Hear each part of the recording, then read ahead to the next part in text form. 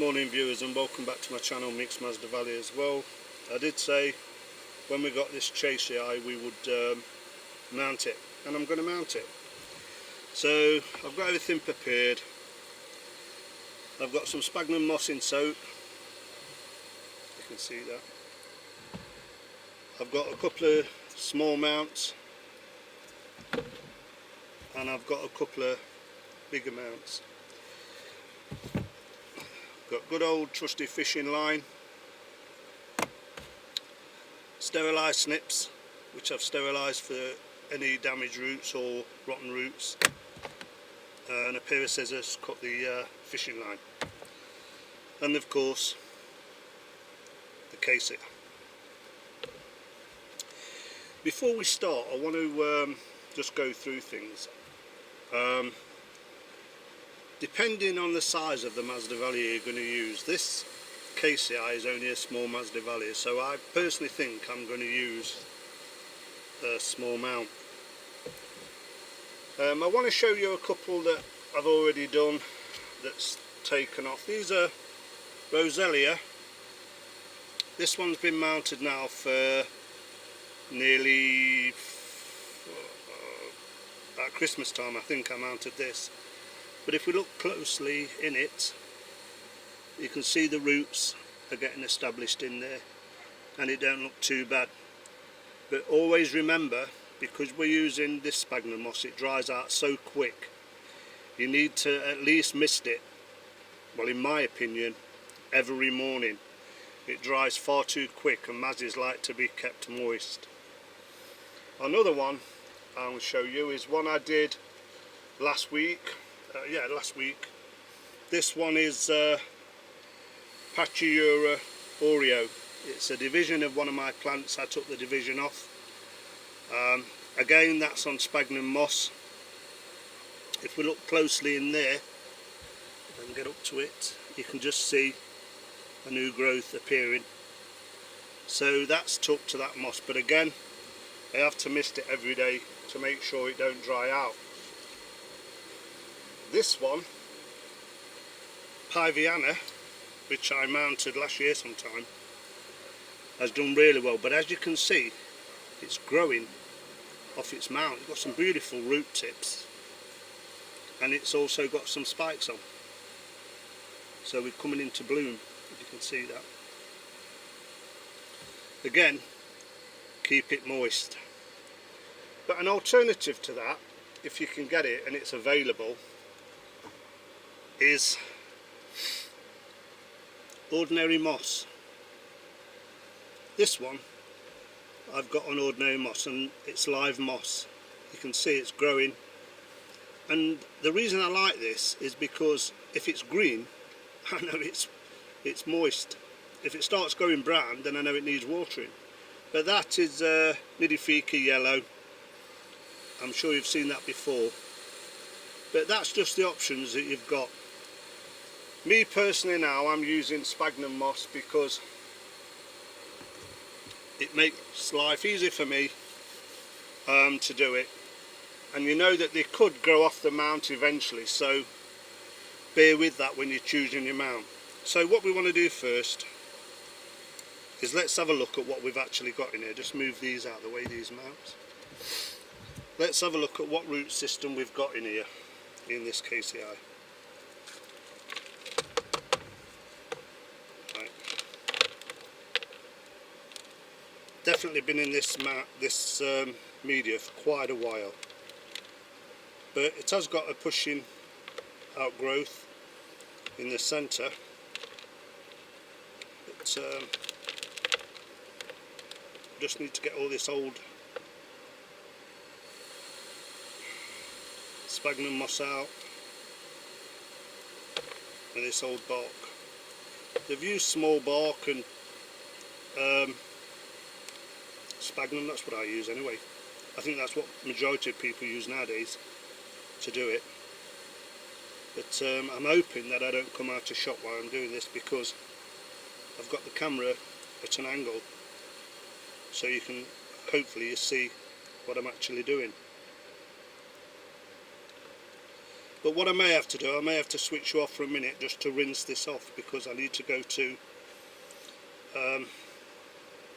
where my RO water is and just give it a rinse off to make sure I've got all this off before I mount it. Some people think that Mazzies shouldn't be mounted. A lot of people mount them all. I've been to a grower that's got all his mounted, and honestly it looks amazing. But you have to remember that some Masdevallias are terrestrial, so that's when you can probably come unstuck. And these will grow, they will grow on. Right, I think that's all I can get out. So let me just pause you for a minute and let me just go and rinse this. I'll just have a look at it now. Then I'll go and rinse it off and come back to show you what it looks like. Give me a second. Well, here we are. That's the best I can do. I'll just bring it nearer to the camera for you. A lot of the small bark is attached to it. I don't want to break it off because the roots that it's on is nice roots. I have got an old leaf spike in there that I'm going to snip off. We'll try and do that now. That's no good, I don't want that in there. It's not going to flower again, is it? We get rid of that. You can clearly see new growths down here, new growths here near my thumb, coming up there as well. So it is a nice little plant. So let's get it mounted to show you what I mean. But I'll get rid of this. This is the old media. I don't need that. And another tray. Right, first of all, I've decided on using a small mount, this one. I was a bit unsure of using a bigger mount, but because of the size of the roots, I might have to make a bit of a packet on a ball, so I might use this one. We'll use this one. Normally I'd drill a hole in the mount first so that I can hang it no problem. But unfortunately my daughter's got my drill and it's not coming back till tonight, and I want to get this video done before it gets really too hot in these greenhouses again. So let's make a start. As I said, here's all the, if I can show you, here's all the sphagnum, been soaking away in there. So we'll get a bit out. I always put sphagnum at the back of the mound. If I bring it here you can probably see a bit better, so what I'm doing. So what I'm going to do is get some sphagnum, wring it out, give it a good wring out, get rid of all the moisture out of it. Then we're going to take the mount. What I'm going to do is put a little, take some of this off, put that back in, just put a little at the back to give it a bit of a base. Clean my hands up a bit. Now we're going to take the Mazzie, as careful as possible now, and put it on the mount. Spread its roots out around the sphagnum on it at the moment, and that would look like its position. You see that? So that will look like its position. So now I need a bit more moss. Let's wring it out again. And we need to put the moss to cover these roots. Now some of these roots, I don't want the roots exposed to the air. They've been in a media for the last 12 months by the looks of it, so I don't want them being exposed to the environment of the air, really. It'll soon dry roots out, really, unless the roots are grown outside of the media. You try putting anything back in the media when it's been outside and you'll kill it. So let's go a bit more. Right, now everything's covered with sphagnum. It looks a bit bulky at the moment, but we're going to sort that out in a minute, because what we're going to do is cover all that to make sure it's all in. We've got a few roots there. I'm not so fussed about them at the moment, so long as they can touch the sphagnum and get some moisture. Right, let's get some fishing line out. Now I don't know how you tie knots. I tend to form a loop like that. You can see that, form a loop, take it under, get the grip again, and take it back through the loop again and again, then pull it tight,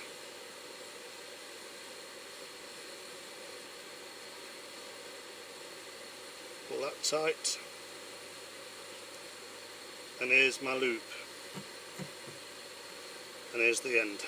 So what I'm going to do now is secure this to this mount, and sometimes it's difficult, don't get me wrong, even the experts cock it up, but I'm just going to put it on the best I can first to get a bit of secure it onto the mount. Right, that's the first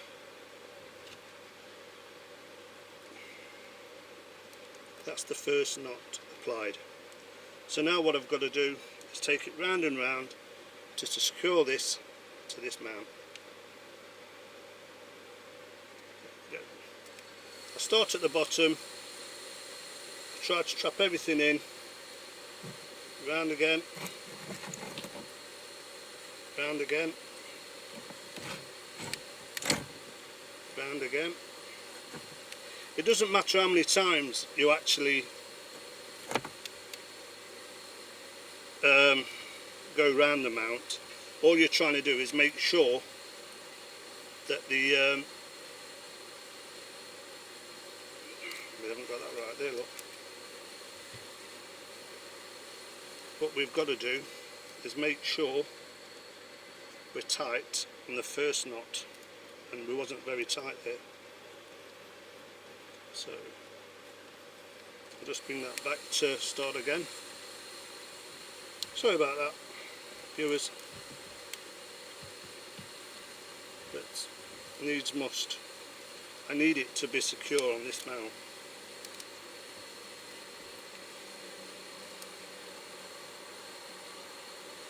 It will look okay when it's done, and I'm sure you'll all have a go at mounting your mazes.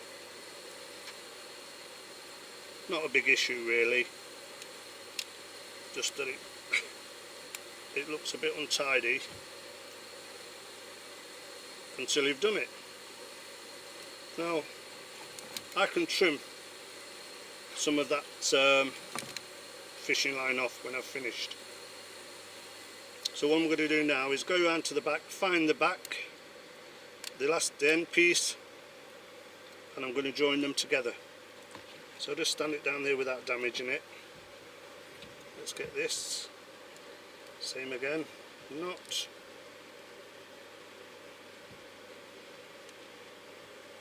through again, leave a bit because I've got to tie on the label. I've got to tie the label onto that bit, so I'll leave a bit of that. But what I'm going to do is just trim some of these off, some of this off.